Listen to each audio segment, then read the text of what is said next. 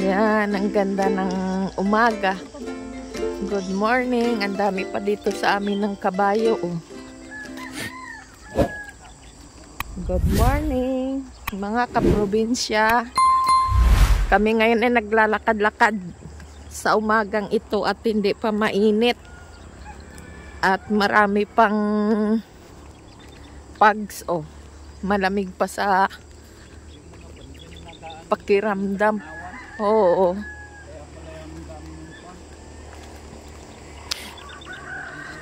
Malamig sa katawan at wala pa ang sikat ng araw. Mga kaprobinsya, kumusta kayo sa ating panahon ngayon na sobrang init? At sobrang malalaki na ang bitak sa tubigan. Oh. Tingnan nyo, tabi po. Yan, ang mga bitak sa pailog ng tubigan. Ito ay malaking puno, tabi-tabi po. Maganda ang paglalakad ngayon. Dahil mamaya, alas 8:30 pa lang. Sobra na ang init. Yan. Yun, ang highway. Magandang tanawin. Hindi kami ngayon nagsasakay at mahirap. Walang exercise ang katawan. Hindi pa pala ito naani pa ano. Huling-huli pala ay tagal nga palay.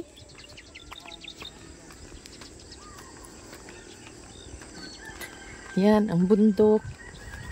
Yan ang gandang tingnan kapag hindi pa mainit. Sobra ang init ngayon dito.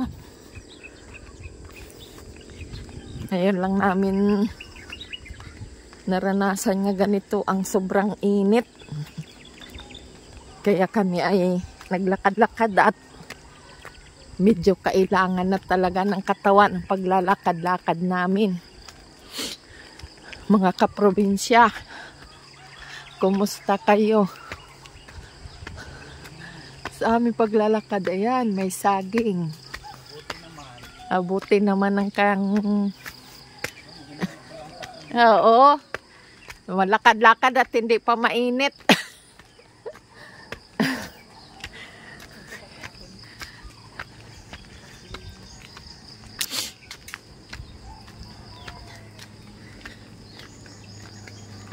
Huwag niyo po kalimutan mag-subscribe at like sa aming YouTube channel. Paki-support po. Ang layo nang iniigiban mo. Ah, layo. Exercise ano?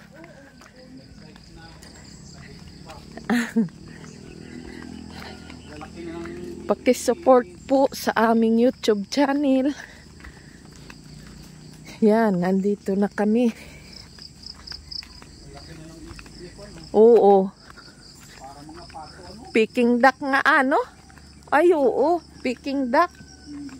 Lalaki na nga.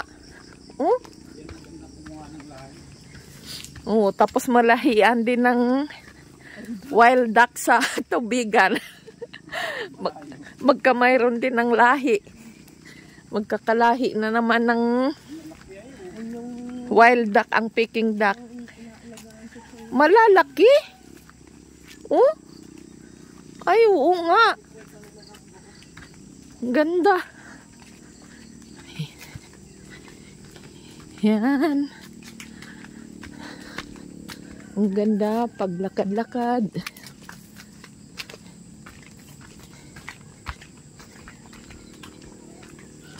Hindi mainit.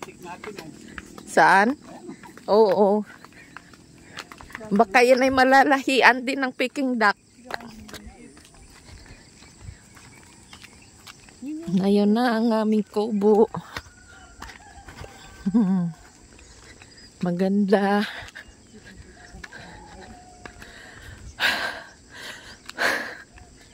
Malalanghap ang sariwang hangin.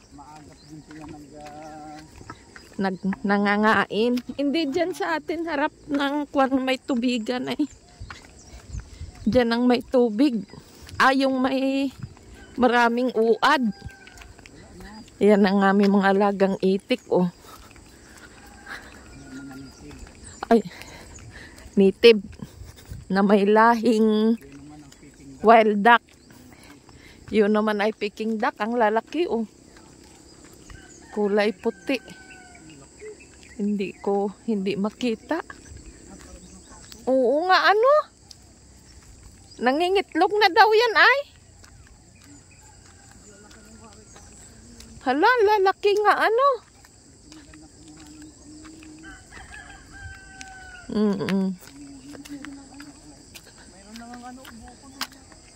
Ay, oo, hindi siguro ito tinatabunan ni Tutoy. Ang ganda. May kalabasa, may tanim na kalabasa. Kaya lang ay sa sobrang init.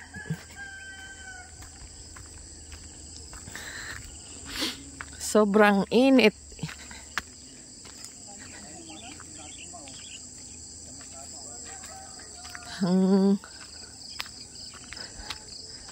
Cute ng dalawang aso. Ay. Ang? Oo. Saan ang daan natin? Dito na.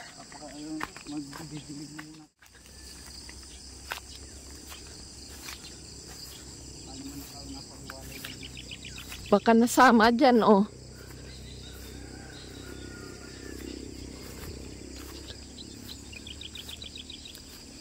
Walaw nga. Yan. Sisiw. Hindi. Parang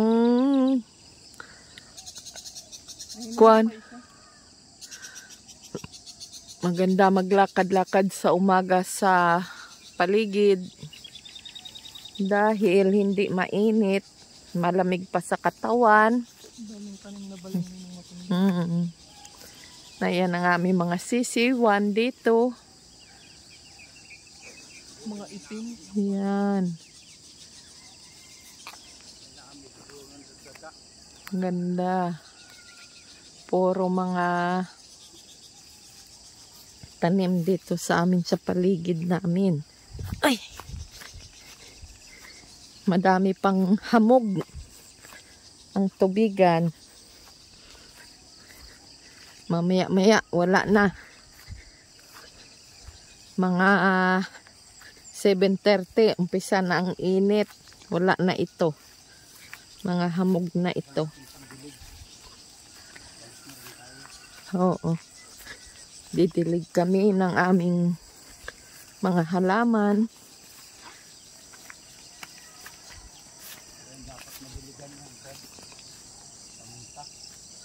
Ang aming tanim nga munggo talagang hindi na namin maano. Baka po may tubo na nga ano. Baka maalalaki ng papait doon. Ano? Doon? Sa doon, no?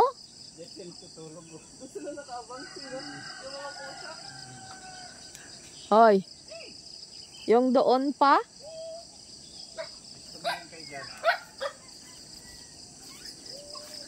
Tara, Kon. Kon. Tara doon, no? Tingnan natin. Oo. Tingnan natin baka may papait.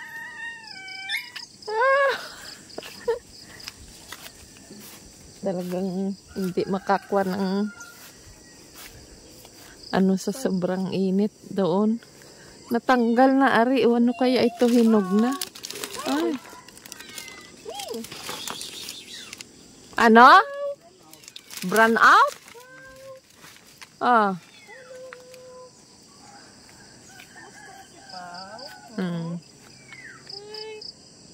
Halik. Maamo ang aming pusa dito. Ano laki na rin. Tara na. Tingnan mo daw yung itlog dyan ng kwan. Ano? Tingnan namin itlog ng manok namin. Ay, naandito. Oh. Nalimlim. Yan, oh. Yan. Naglilimlim na siya.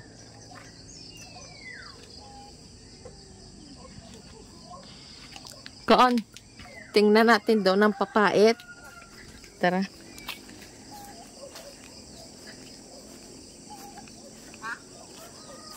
Oh, saan ka galing? Bakit ikaw ay naandito, mag-isa lang?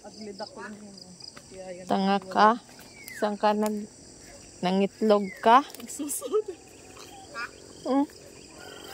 Kwak daw. Saan kaya galing yun? Titingin kami ng papait doon sa unahan.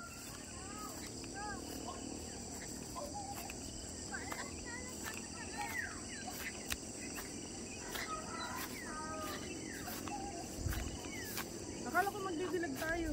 Mamaya, tingnan lang natin doon. Mangwa tayo papait.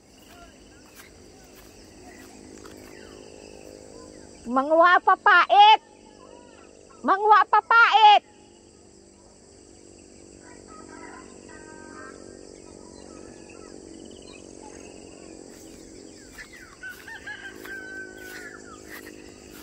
Tingnan namin yung papait dito nga gulay. Baka medyo mahaba na.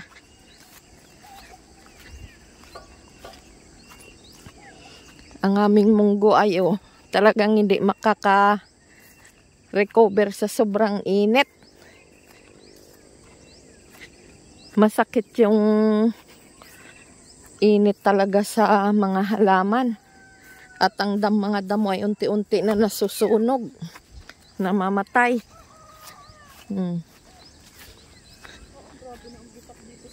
Kaya nga grabe na ang bitak, ang lalaki na. Talagang lalalim na ng mga bitak. Pero may gitang munggo natin ay ano pa ay. Oo, kasi sa hamog sila na bubuhay. Kahit walang dilig-dilig. Awan kung may makukuha, baka may makukuha naman tayo dyan kahit papano. Saan ba meron? Diyan sa kataasan ni Tiyo mo, Doming. Sabi ni Papa, puro bulak-bulak na doon. Maliliit pa yun.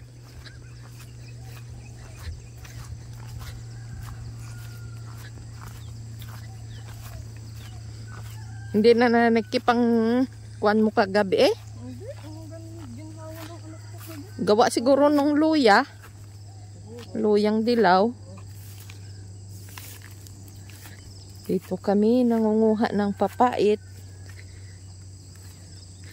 Kambal, shout out sa inyo. Hindi kayo makatikim ng papait at hindi pa kayo makakauwi dito sa Quezon. Yung mga ganito yung maliliit.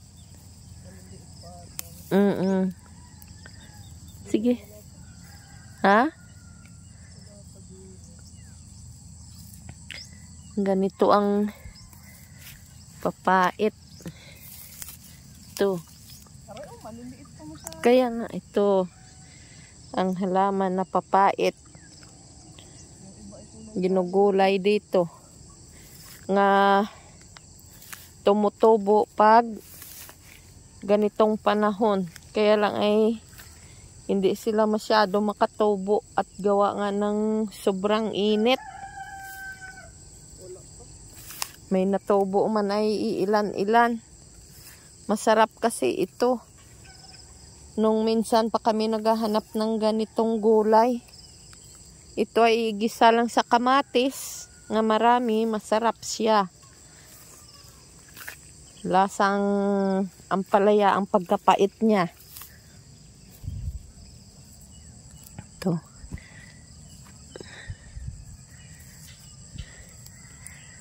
Yan. Kakuha lang ng kahit konti lang.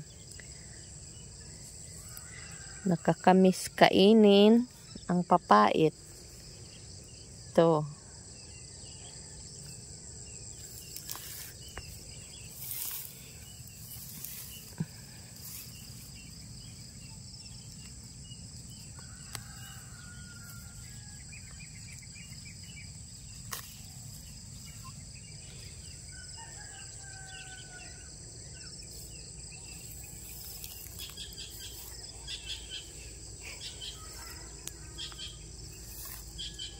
Marami ay mayroon na silang bulaklak at maano na.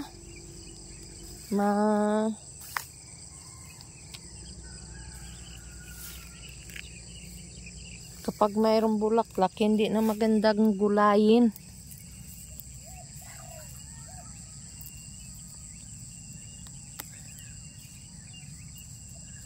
Ito.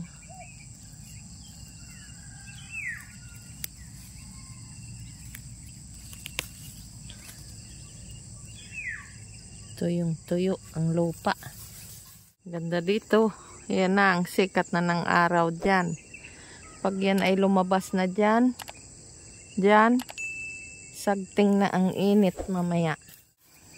Ito ay dito lang ako nakatikim ng ganitong gulay sa Quezon. At wala naman ito sa amin sa Bisaya, yung ganitong gulay. Nung una, ayaw kong kumain at mapait. Kaya pala itong tawag nilang papait, parang ampalaya na rin ang lasa. Kaya lang, nung natagalan, ang ginagawa nung nagluluto, hindi masyadong saglit lang nga pagluto. Nga hindi siya magpait masyado, masarap. At maraming kamatis nga ilalahok, ay nako. Masarap talaga.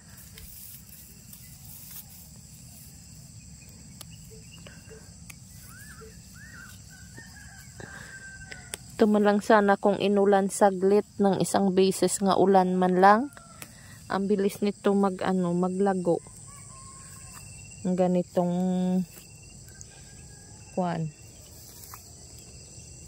yung ganitong damo.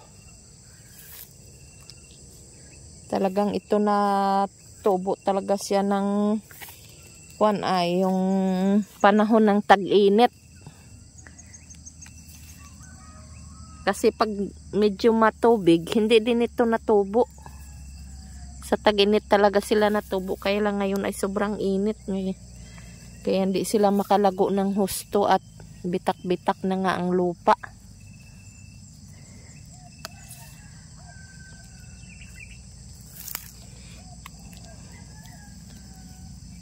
Kaya kaunting lago lang nila, namumulaklak na sila. Pag may bulaklak sila, hindi na rin masarap at mapait na.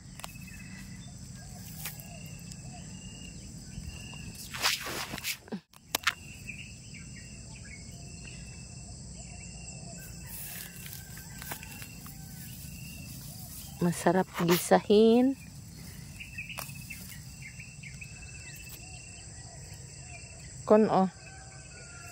Hindi tayo nagdala ng lalagyan, Kaun. Wait lang.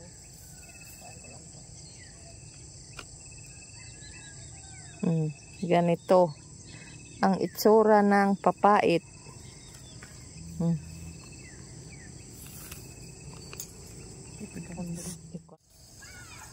Tapos na kami kumuha.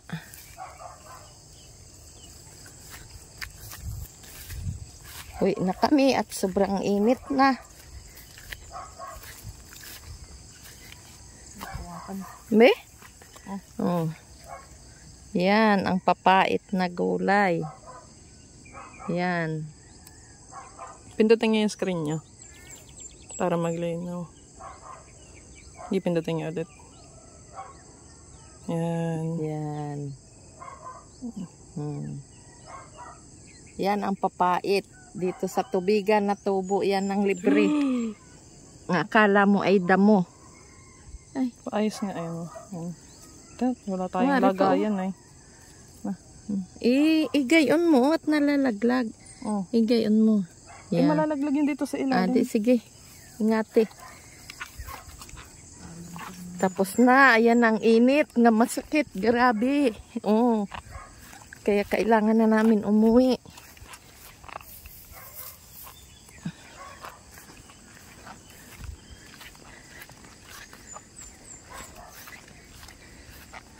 Uwi na kami. At mamaya-maya ay sobra na ang sikat ng araw. Mainit na mainit na. Yan. Ang paligid namin dito sa Lopez, Quezon. Ano daw? Ha? Saan? Ano daw? Magdala kang lagayan.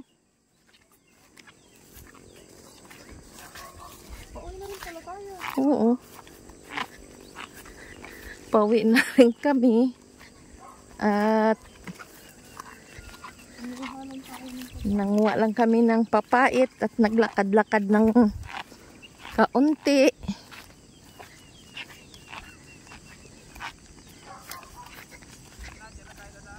May fishnet kayo pa?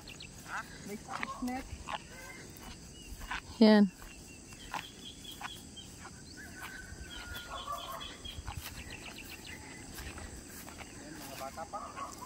Oo. Nagsipag-anuhan na.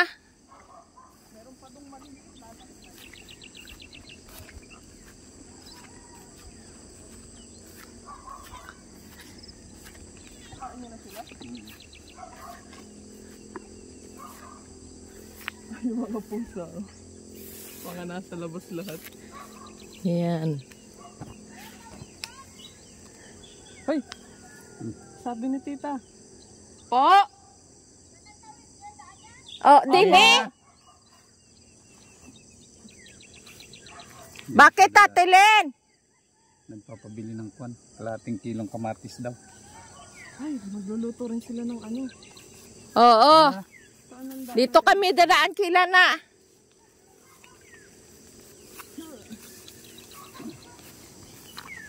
Marami pa doon papait, Ate Len. Mga mura pa.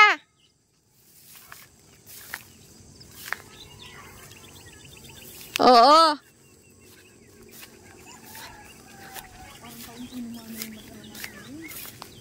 Yun ay kung putulin mo yun, hindi dala ang ugat ay marami yun. Oo. Hindi yung paggulay nga ano, yung putol-putulin mo na. Oo, nga hindi mo na himay-himayin. Madami pa yung makukuha doon. Ay, hindi pa naman natin yung lahat palibot ano. Dito sa ano nila, Tita Mulin, madami din, oh. Kailang ay matkuhan na. Bulaklakin na. Oo. Lukban. Wala ka naman panungkit. Ay.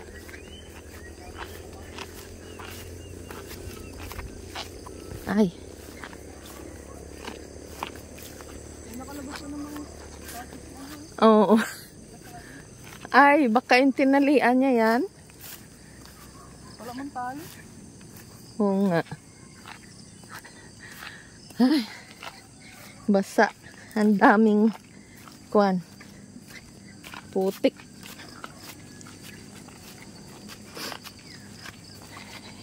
Yan, nandito. Ito ang amin ditong dinadausan ng aming reunion. Family reunion tuwing Kasabado de Gloria. Yan ang bahay ng aking biyanan. Wala na nakatira, sira na. Kaya nandito din kami.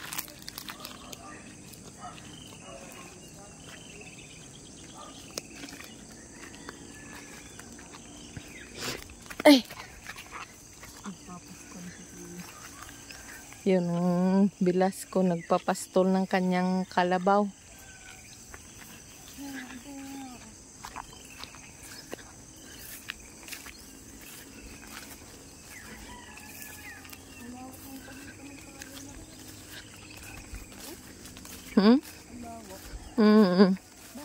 Grabe ang bitak ko. Ang lalalim.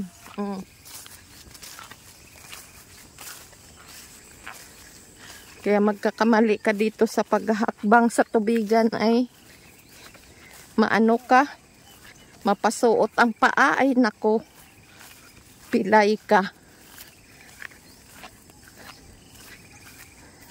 Ngayon lang ito bumitak na naman ng ganito. Siguro nung simula tumira kami dito nung 2005.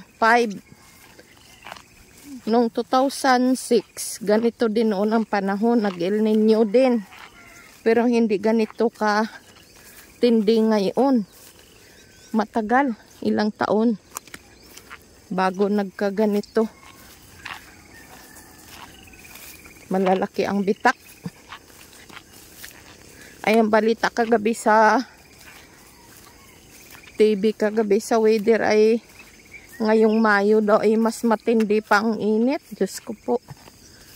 Wag naman sana magkaganon. Kasi mahirap pag ano. Pa, dito pala maganda magkuha ng ano oh. Nung pangbayo. Aring sa nga nung ano. Hindi, itong maganda, mabigat ito. Ng pangbayo.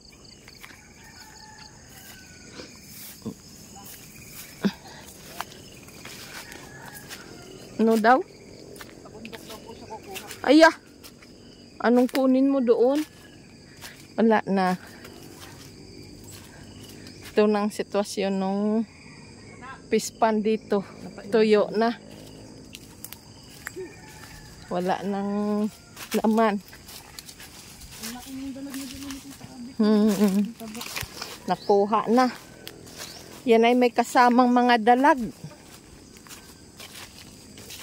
5 dalag na malalaki na ibinigay din sa amin yung isa.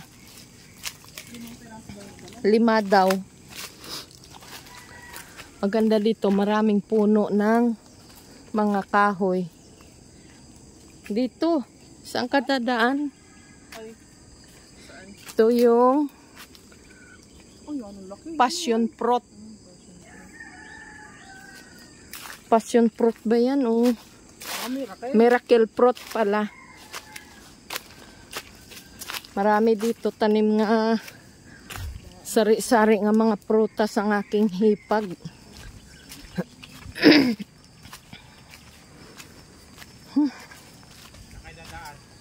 Ha? Diyan na tayo sa tubigan. Para diretso doon sa atin. Maraming aso dyan. Baka wala dyan sila ni Aling PI. Kakaano? Ng kahoy. Ha? Anong kahoy? Yan o. Ano to? Bulaklak. Nara? Bunga yan ito. Ito. Oo, bunga. Ito. Alin? Yan o. Namumunga na yan. Ay, oo. Anong puno yan? Ayun o, walang dahon. Yung malambot na kahoy. Si Aldo ang tanongin mo.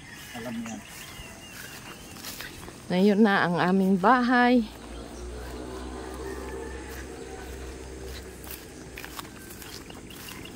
Kami ay magdidilig pa rin doon sa aming halaman pagdating sa bahay. Uwi tayo mamaya. At wala ng mga Rekado. Wala nang pang-ulam ang aming alagang aso. Saan ka dadaan? Ito magandaan natin.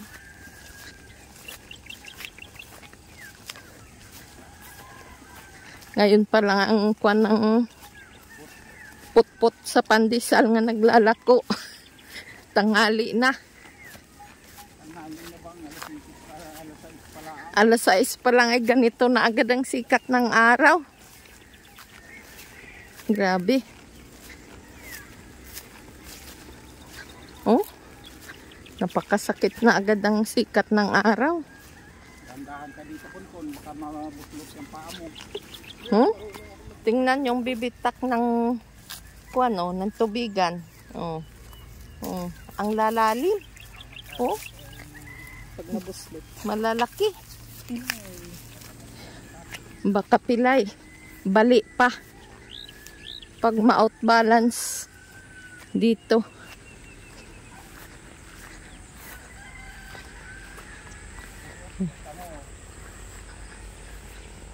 Talagang Mamaya ang uulamin natin yung dalag, ano? Hay. Grabe. Oh? Ano yan? Oh, ang bitak. Oh. Grabe, oh. Oh. Lalalim.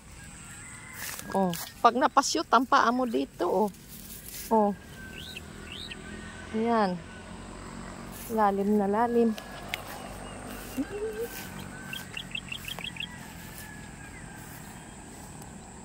Mga kaprobinsya, hanggang dito na lang ang aking pagbibidyo. Gawa nung nandyan naman ang aming bahay, oh.